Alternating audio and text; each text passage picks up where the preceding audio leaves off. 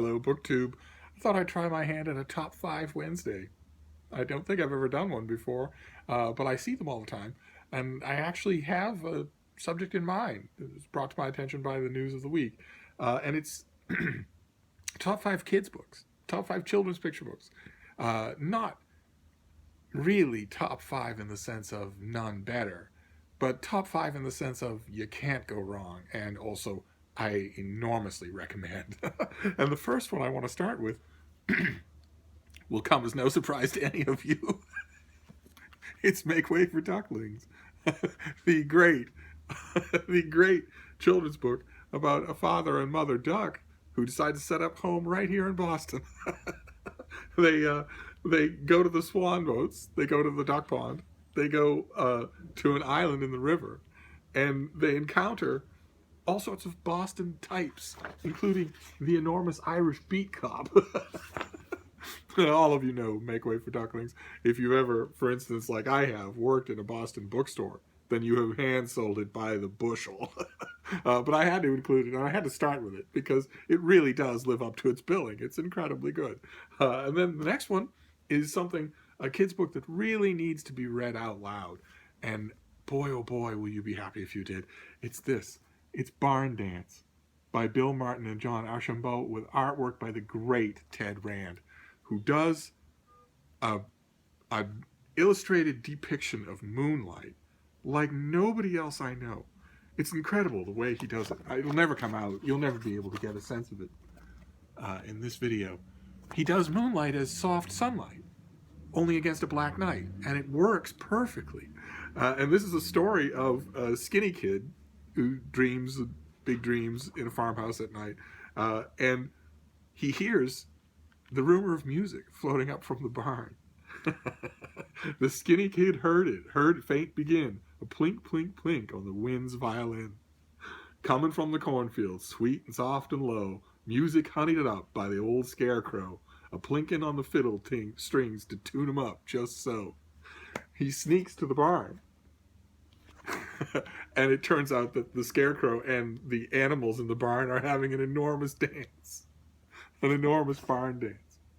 And he takes part. And it takes him all night until the sun starts to come up. Look at the beautiful job that Ted Rand does with the purple sky coming up. The owl warns everybody that the sun is coming. The sky was warming up for the coming of the day when the skinny kid heard the night owl say, morning's coming closer, morning's coming closer. Magic time is over. Night'll soon be gone. He sneaks back into the house, back up to his room, and sits on his bed to watch the day come. And said he hummed a little do-si-do and flopped himself in bed with wonders of the barn dance dancing in his head. It's wonderful, and there's a skinny kid inside every kid who dreams of things like that. It's well worth reading to them. Then the next one is a classic. It's been illustrated and represented as a children's book many, many times. This is my favorite presentation of said classic by a long shot. This is Casey at the Bat.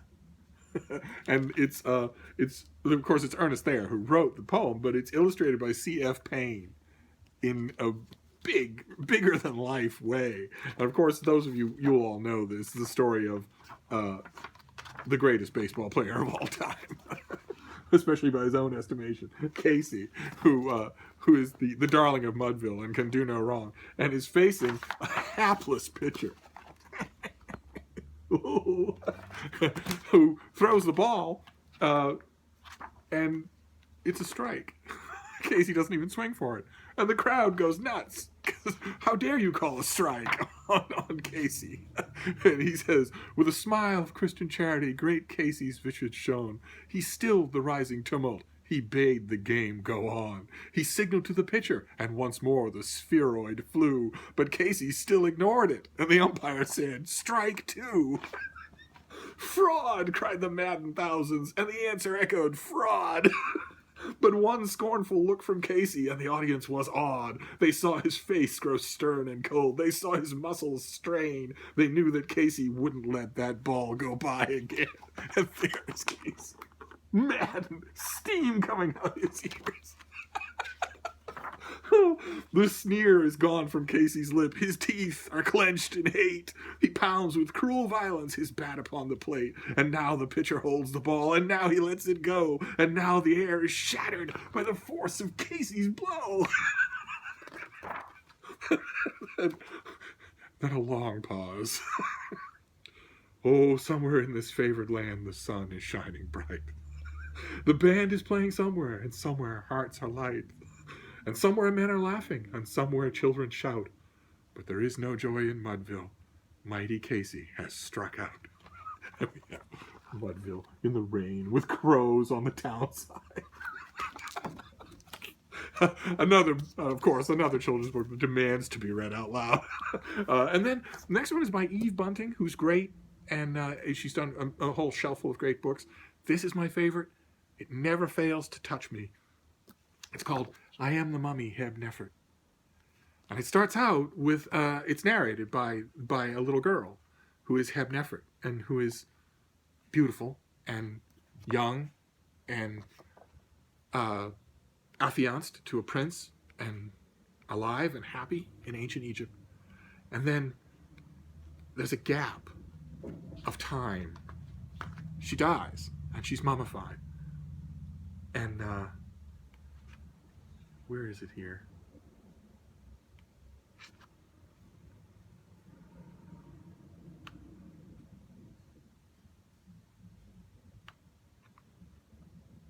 Yes, yes, there we go. Until she finds herself in a room. Time passed, dark time and years, till we were found, our bodies moved, placed in glass coffins, under lights, in quiet rooms. I rose above myself and watched as people came. They peered into the cases where we lay. They spoke, the words unknown to me, but understood as they were said. This was a person, this, and this. How foolish that they do not see how all things change, and so will they. 3,000 years from now, they will be dust and bones. I am the mummy, Heb Neffert, black as night, stretched as tight as leather on a drum. Once, I was beautiful. And then the last of top 5 kids' books is the reason why I did this, and of course it's a sad occasion. It's Peter Spear, the great Peter Spear, whose family just announced to the press his death in late April. So there'll be no more work from him, and it's scattered all over, and there's so much of it that there's never going to be more than a fraction of it in print, unless some enterprising publisher decides to reprint everything, and they deserve it. No collection should look the way mine does, and I imagine there are hundreds of such collections out there that are ragged and all different kinds of publishers and all different kinds of sizes and formats. We've seen him on this channel before. I've praised him in great detail elsewhere as well. But he did a whole bunch of things. He did, what have I got here? Noah's Ark and also the Book of Jonah.